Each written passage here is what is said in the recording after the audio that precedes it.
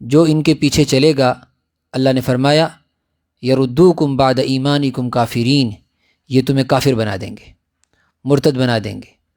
کہنے کو تم مسلمان ہو گئے لیکن تمہارے دلوں سے ایمان جا چکا ہوگا، حالانکہ اللہ نے تمہیں بہت بڑی نعمت ایمان کی پہلے دی ہے، سنت کی نعمت دی ہے، شریعت دی ہے، لہٰذا اب تمہیں کسی اور کو فالو کرنے کی ضرورت نہیں ہے، کسی اور کے کلچر کو اڈاپٹ کرنے کی ضرورت نہیں ہے۔ اور پھر وہ نعمت یاد بھی دلائی، وَاعْتَصِمُوا بِحَبْلِ اللَّهِ جَمِيعًا، اے ایمان والو، اللہ نے تمہیں اپنی رسی دی ہے، تم اس رسی کو مضبوطی سے پکڑ کے رکھو، وَلَا تَفَرَّقُوا، اور آپس میں اختلاف مت کرو، وہ رسی ڈھیلی مت چھوڑو، جتنے اختلافات ہوں گے وہ رسی ڈھیلی ہوتی جائے گی۔ وَاذْكُرُوا نِعْمَةَ اللَّهِ عَلَيْكُمْ، اور اللہ کی اس احسان کو یاد رکھو جو اللہ نے تم پر کیا ہے۔ کیا احسان ہے وہ؟ دین، شریعت، سنت، نبی کی امت میں پیدا کیا، یہ احسان ہے اللہ کا۔ اللہ چاہتے تو جانور بنا دیتے، اللہ چاہتے یہودیوں میں پیدا کر دیتے، عیسائیوں میں، مشرکوں میں پیدا کر دیتے، کون پوچھنے والا ہے؟ وَاذْكُرُوا نِعْمَةَ اللَّهِ عَلَيْكُمْ، اللہ کی نعمت کو یاد رکھو۔ اِذْ كُنْتُمْ أَعْدَاءً، تم آپس میں دشمن تھے، فَأَلَّفَ بَيْنَ قُلُوبِكُمْ، اللہ نے ایمان کے رشتے کی بنیاد پر تمہارے دلوں میں ایک دوسرے کے لیے محبت ڈال دی، ورنہ تھے دشمن۔ اوس اور خزرج کا کیا حال تھا؟ آپس میں کتنی قتل و غارت گری ہوتی تھی۔ الف بین قلوبکم، اللہ نے تمہارے دلوں کو جوڑ دیا ایمان کے رشتے کی بنیاد پر۔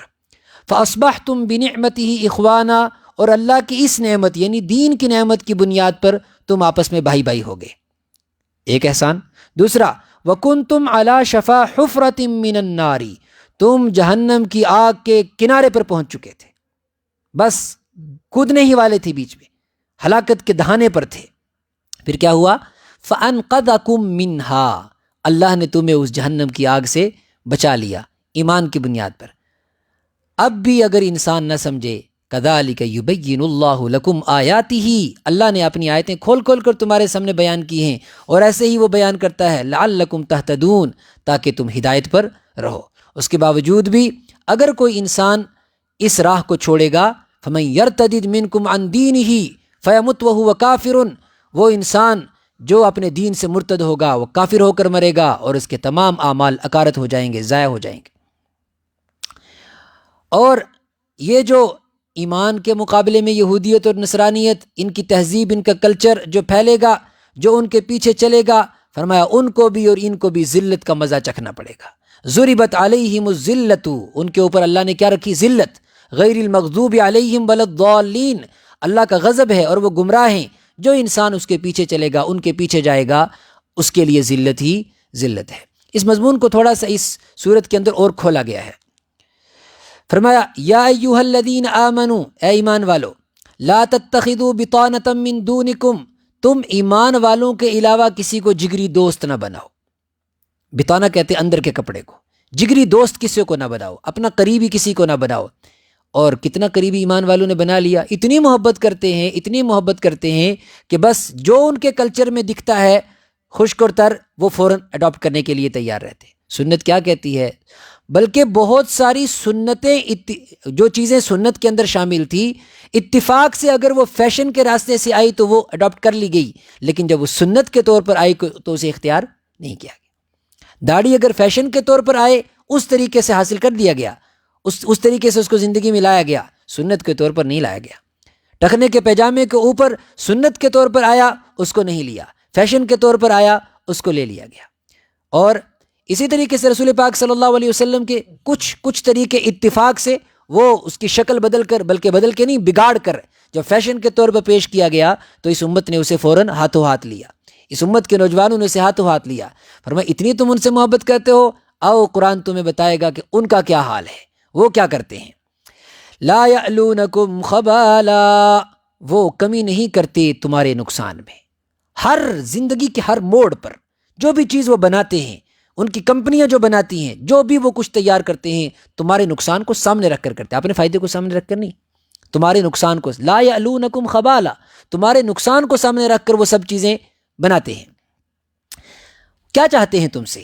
وَدُّوا مَا عَنِتُّمْ، اگر تمہیں تھوڑی سی بھی پریشانی ہوتی ہے، تکلیف ہوتی ہے، تم مرتے ہو، کٹتے ہو، گلتے ہو، تمہارا نقصان ہوتا ہے مالی جانی، دنیا کے کسی بھی کونے میں، وَدُّوا، وہ یہ چاہتے ہیں کہ تمہارا نقصان ہو، اور تم نقصان میں آؤ، تم پریشان ہو، تم مدد کے لیے پکارو فلانے کو، اور تم دہائیاں دو اور تمہاری کوئی سننے والا نہ ہو، اور پھر انہیں دیکھنے میں مزہ آئے۔ قد بدت البغضاء من افواہہم، یہ تو ہے ان کے، فرمایا جو نفرت انہوں نے اندر رکھی ہوئی ہے کبھی کبھی ان کی زبان پر چھلک کے باہر آ جاتی ہے۔ قد بدت البغضاء من افواہہم، لیکن وہ بہت تھوڑی سی ہوتی ہے، جو زبان پر آتی ہے۔ وما تخفی صدورہم، اور جو سینوں کے اندر ہے ان کے، اکبر، وہ تو بہت ہی بڑی ہے، اسے اللہ ہی جانتا ہے۔ قد بینا لکم الآیات، ہم نے تمہارے سامنے آیتوں کو کھول کھول کر بیان کر دیا۔ ان کنتم تعقلون، لیکن تم ہو کہ تمہیں عقل نہیں آتی، تم عقل سے کام نہیں لیتے ہو، نہیں پہچانتے ہو کہ وہ محسن جو تمہارے لیے راتوں کو روتے رہے، جنہوں نے اپنی زندگی کا سلیقہ تمہارے لیے ایک اسوہ اور نمونہ کے طور پر تمہیں پیش کیا، قرآن جیسی عظیم نعمت دی، تم وہ چھوڑ کے اور ان لوگوں کے پیچھے چلے ہو جو سیدھا جہنم کے اندر جا رہے ہیں۔ قد بینا لکم الآیات ان کنتم تعقلون۔ اس کے بعد قرآن پاک کے عجیب انداز ہے اس جگہ پر، شاید یہ انداز پورے قرآن میں اس طریقے کا کہیں نہیں ہے، یا پھر کچھ وہاں پر ہے جا کے لا تتخذوا عدوی وعدوکم سورہ ممتحنہ کے اندر، یا پھر یہاں ہے ہا انتم اولائی تحبونہم، یہ تم ہی ہو تحبونہم جو ان سے محبت کرتے ہو۔ ہاں عجیب بات، تم ہی ہو سب کچھ ان کا حاصل کرنا چاہتے ہو، ان کی ٹوپی، ان کے کپڑے، ان کا کلچر، ان کا لباس، ان کا رہن سہن، ان کے شادی بیاہ کا طریقہ، سب کچھ تم ان کا لینا چاہتے ہو۔ ہاں انتم اولائی، یہ تم ہی ہو تحبونہم جو ان سے محبت کرتے ہو، ولا یحبونکم، اور وہ تم سے محبت نہیں کرتے۔ حالانکہ تقاضا کیا تھا؟ وَتُؤْمِنُونَ بِالْكِتَابِ كُلِّهِ، تم تو ان کی کتابوں پر بھی ایمان رکھتے ہو، حالانکہ تم ان کی کتابوں پر بھی ایمان رکھتے ہو اور وہ تمہاری کتاب پر ایمان نہیں رکھتے، تو ایک اعتبار سے تو ہونا یہ چاہیے تھا کہ وہ تمہارے نبی کی سنتوں پر عمل کرتے، وہ تمہارے کلچر کو اڈاپٹ کرتے، لیکن ایسا نہیں ہوا۔ کیوں ہونا چاہیے تھا؟ اس لیے کہ تم ان کے نبی کی بات کو مانتے ہو، ان کے نبی پر ایمان رکھتے ہو، ان کی کتابوں پر ایمان رکھتے ہو، تو ہونا تو یہ چاہیے تھا کہ وہ تمہارے کلچر کو اڈاپٹ کرتے، لیکن وہ ایسا نہیں کرتے، تم ہی ہو بس ان کے پیچھے رہتے ہو۔ وَإِذَا لَقُوكُمْ قَالُوا آمَنَّا وَإِذَا خَلَوْا عَضُّوا عَلَيْكُمُ الْأَنَامِلَ مِنَ الْغَيْظِ، جب وہ الگ ہوتے ہیں، جب تمہارے ساتھ ہوتے ہیں، تمہارے بھروسے کی باتیں کرتے ہیں اور کبھی کبھی ایمان کا بھی اظہار کرتے ہیں۔ وَإِذَا خَلَوْا، اور جب تنہا ہوتے ہیں، عَضُّوا عَلَيْكُمُ الْأَنَامِلَ مِنَ الْغَيْظِ، اللہ ہی جانتا ہے اپنے بندوں کے حالات کو، ہم نہیں۔ بہت سارے لوگ کہتے ہیں کہ تمہیں کیسے پتہ چلتا ہے یہ کیا ہوا؟ ہمیں ایسے پتہ چلتا ہے، قرآن پاک کی آیتوں سے پتہ چلتا ہے۔ فرمایا جب وہ تنہائیوں میں ہوتے ہیں، اسلام کے خلاف، مسلمانوں کے خلاف مشورے کرتے ہیں، عَضُّوا عَلَيْكُمُ الْأَنَامِلَ مِنَ الْغَيْظِ، غصے سے اپنی انگلیاں کاٹتے ہیں۔ یہ کرتے ہوں گے، ہم ان کے ساتھ نہیں ہوتے، لیکن اللہ تو ان کے ساتھ ہوتا ہے، ہمارا رب ہے جو وہ ان کے ایک ایک حرکت سے واقف ہے۔ فرمایا وہ تمہارے خلاف غصے سے انگلیاں کاٹتے ہیں، لیکن اس سے ہوتا کچھ نہیں۔ جتنا ان کا غصہ ہے، جتنا ان کی نفرت ہے، اس اعتبار سے اگر وہ چاہیں تو جڑ سے اسلام کو مٹا دیں، جڑ سے مسلمانوں کو مٹا دیں، لیکن اللہ نے ان کو مخاطب کر کے کہا تم اپنا ہاتھ کاٹو یا غصے میں جو مرضی کرو، قل موتوا بغیظکم، تم اپنے غصے کے اندر مر جاؤ تب بھی تمہیں کچھ حاصل نہیں ہوگا۔ موتوا بغیظکم، تم اپنے غصے میں مر جاؤ تب بھی تمہیں کچھ حاصل نہیں ہوگا۔ یہ تو ان کو کہا گیا، لیکن ایمان والوں کو کہا گیا تمہارا کیا فرض ہے؟ وَإِن تَصْبِرُوا، اگر تم ڈٹ جاؤ اپنے نبی کے دین پر، وَتَتَّقُوا، اور تقوی کی زندگی اختیار کرو، دین والی زندگی اختیار کرو، لَا يَضُرُّكُمْ كَيْدُهُمْ شَيْئًا، تو ان کی تدبیریں، ان کے پلان، ان کا غصہ، ان کی نفرت، لا يَضُرُّكُمْ، تمہیں کچھ بھی نقصان نہیں پہنچا سکتا۔ ان اللہ بما یعملون محیط، اس لیے کہ وہ جو بھی پلان بنا رہے ہیں اللہ نے ان کو گھیر کے رکھا ہے، اللہ نے ان کو گھیر کے رکھا ہے۔